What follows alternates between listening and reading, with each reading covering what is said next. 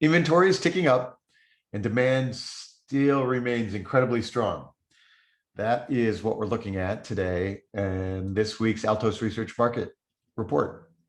Every week, Altos tracks every home for sale in the country, all the pricing, all the changes in pricing, the supply and demand, and we make those metrics available to you far before it becomes available in the traditional media channels.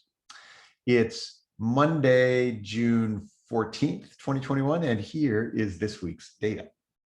The median price of single-family homes in the US stayed flat this week at $399,000. The market has passed its peak pricing of the year, so prices will stay under $400,000, ticking maybe down a bit for the rest of the summer.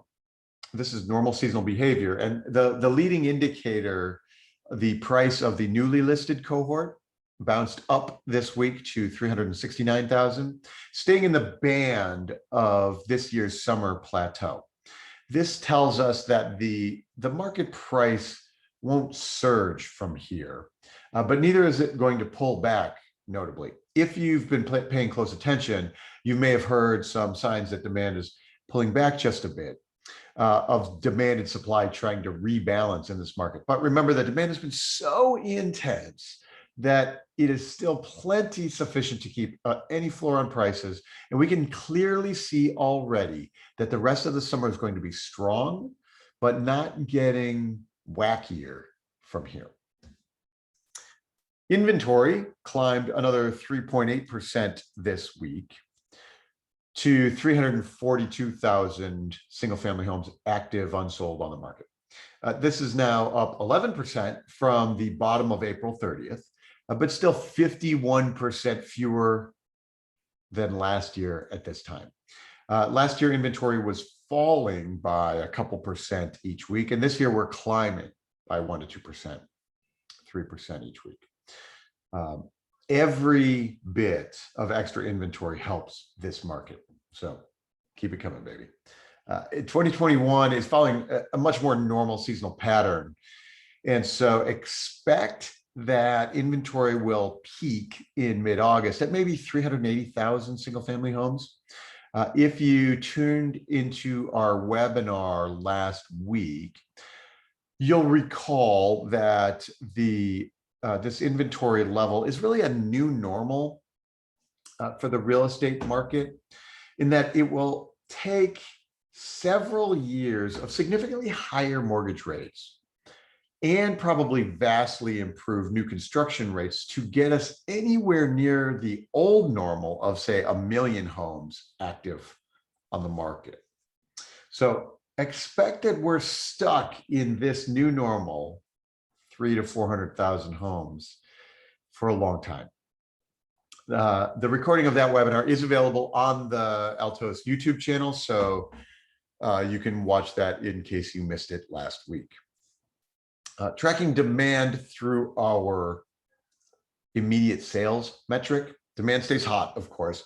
And even as total inventory inches higher each week, the number of listings that go immediately into contract actually stayed the same as last week at about 24,000 homes. These are listings that come to market and take offers in hours or days and going into contract essentially immediately after listing. So we had 80,000 or so new listings come to market and then spending at least a week there last week. So here's what this says to us. The demand backed off its absolute peak of the frenzy in May, but is not continuing to slide. So if your house comes to market now and it's priced right, it's going to move super quickly. One other way to look at the supply and demand levels in this market is through the Altos Research Market Action Index. We like the MAI because it presents an at-a-glance relationship between supply and demand. You can pick any zip code in the country and we can tell you instantly how hot that market is. Any reading here above 30 means supply is sufficiently tight, demand is high. These are seller's market conditions.